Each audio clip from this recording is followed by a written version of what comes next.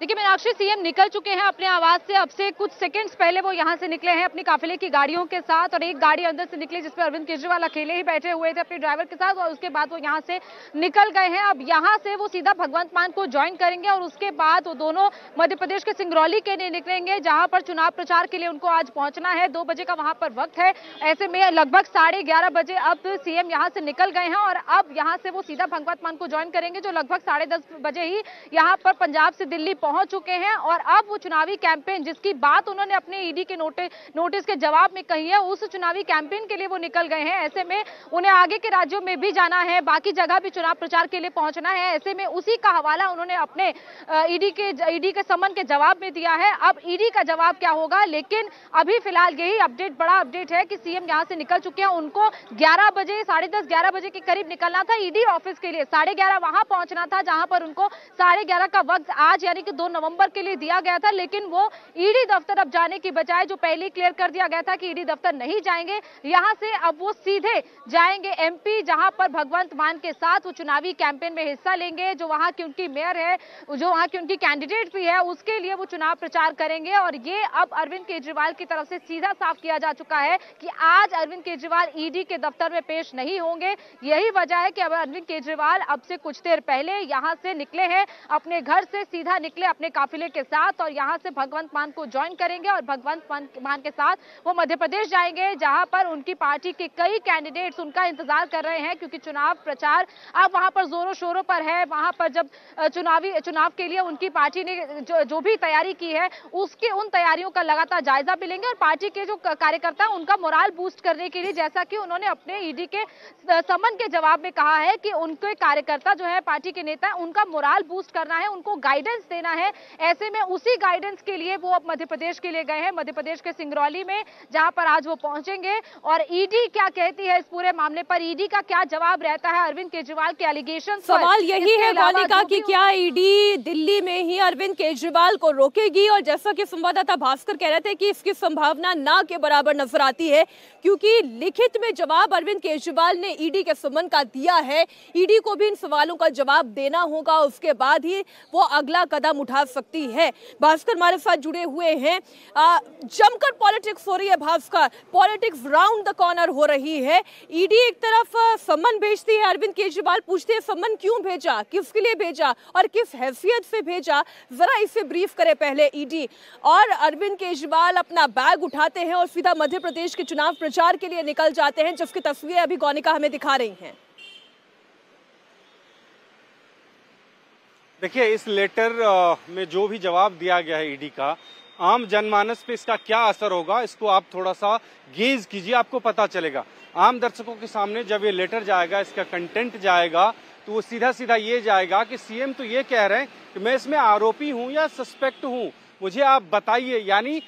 एक तरह से क्लियर करना चाहते हैं सीएम कि मेरे ऊपर में ना तो कोई आरोप है, ना मैं सस्पेक्ट हूं इसका। तो वो अब ईडी को क्लैरिफाई करना है। इसका मैसेज न सिर्फ ईडी के लिए था, बल्कि ये आम जनता के लिए भी है कि देखिए, हम एक राजनीतिक पार्टी के प्रमुख होने की हैसियत से, एक दिल्ली के मुख्यमंत्री होने की हैसियत से हमारे पास बहुत सारे काम हैं, बहुत जिम्मेदारी है, और उस बीच में, चुनाव के ठीक बीच में ईडी का समन आना, ये सिर्फ राजनीति से प्रेरित है। एक तरह से ये जवाब भी है ईडी को, दूसरी तरफ से आम जनता के लिए भी एक मैसेज है कि दिल्ली के मुख्यमंत्री को कैसे चुनाव के समय में, कैसे त्योहार के समय में बुलाया जा रहा है, और वो भी भारतीय जनता पार्टी के इशारे पे। तो एक लेटर से अरविंद केजरीवाल ने यहाँ पे 2 निशाने साधे हैं, ईडी को जवाब भी दे दिया, और सीधे सीधे राजनीतिक तौर पे भारतीय जनता पार्टी को यह जवाब दिया गया है कि त्योहार के समय में दिल्ली के मुख्यमंत्री को फंसाने की कोशिश की जा रही है। 5 राज्यों में जो आम आदमी पार्टी चुनाव लड़ रही है, उस बीच में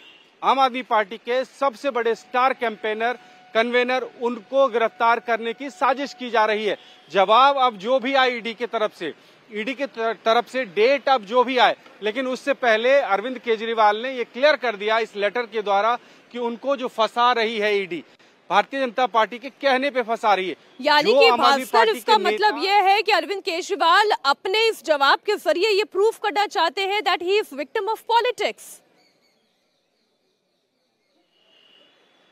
बिल्कुल, और यही चीज आम आदमी पार्टी के तमाम नेता चुनाव प्रचार में हो या कि प्रेस कॉन्फ्रेंस में वो कहते हैं, और वही मैसेज अरविंद केजरीवाल ने इस लेटर के जरिए दिया है कि उनको गलत तरीके से फंसाया जा रहा है, यहाँ तक कि उनको पता ही नहीं हो किस केस में उनको बुलाया जाए। अब सोचिए, अगर आम आदमी पार्टी के जो कार्यकर्ता हैं उनको अगर ये खबर मिले कि उनके सीएम को बुलाया गया ईडी दफ्तर, और सीएम ये पूछ रहे कि किस केस में मुझे बुला रहे, मुझे तो पता ही नहीं है, तो उसका क्या असर होगा। तो इस लेटर का दो इम्पैक्ट है, एक तरह से ईडी को जवाब मिल रहा है, दूसरी तरफ से आम आदमी पार्टी के जो कैडर हैं, जो समर्थक हैं, दिल्ली के जो लोग हैं, उनमें ये मैसेज जाए कि एक ऐसे मुख्यमंत्री को फंसाया जा रहा है जिसको पता ही नहीं है, एक ऐसे मुख्यमंत्री को फंसाया जा रहा है जो ये कह रहा है कि दीपावली है, बहुत काम है मेरा, एक ऐसे पार्टी के प्रमुख को फंसाया जा रहा है जिसको चुनाव प्रचार करना है कई राज्यों में जाके, और उससे पहले समन दिया गया। तो ये सीधे सीधे जवाब है ईडी को और मैसेज है दिल्ली की जनता को, और इसमें अरविंद केजरीवाल कहीं न कहीं सफल हुए और इसका जवाब आपको तुरंत मिलने लगेगा। आप देखेंगे आपसे कुछ ही देर बाद भारतीय जनता पार्टी के तमाम लीडर्स आएंगे, कांग्रेस के लीडर सामने आएंगे मीडिया के सामने और जवाब देंगे कि किस तरह से अरविंद केजरीवाल फिर से एक बार अपने आप को बचाने की कोशिश कर रहे हैं। ये वही अरविंद केजरीवाल हैं जो ये कहते थे किसी के ऊपर में अगर आरोप लगता है तो उसको पद से इस्तीफा दे देना चाहिए, और वो आज अपने लिए बहाना तलाश रहे। तो इस तरह की बयानबाजी अब होना शुरू होगा, तो ये कह सकते हैं कि एक नई राजनीति की शुरुआत हो जाएगी अभी से। तब तक जब तक बिल्कुल आप ठीक कह रहे हैं, एक नई राजनीति की शुरुआत कर रहे हैं अरविंद केजरीवाल, और इसका काउंटर उन्होंने पहले ही तैयार कर लिया है कि अगर विरोधी उनके ऊपर निशाना साधते और ये बोलते हैं कि भाई नैतिकता के आधार पर आप पर प्रश्न उठा, आपने इस्तीफा क्यों नहीं दिया, क्योंकि यही कहकर तो आपने आप सत्ता में काबिज हुए थे। अरविंद केजरीवाल इसका काउंटर पहले ही तैयार कर चुके हैं भास्कर, ये कहते हुए कि मुझे तो पता ही नहीं है, मुझे एक संदिग्ध के तौर पर बुलाया है, एक गवाह के तौर पर बुलाया है, एक सीएम के तौर पर बुलाया है, आम आदमी पार्टी के संयोजक के तौर पर बुलाया है, या फिर केवल एक कॉमनर के तौर पर, इंडिविजुअल के तौर पर इस हैसियत से आपने बुलाया है। बिल्कुल, देखिए बहुत ही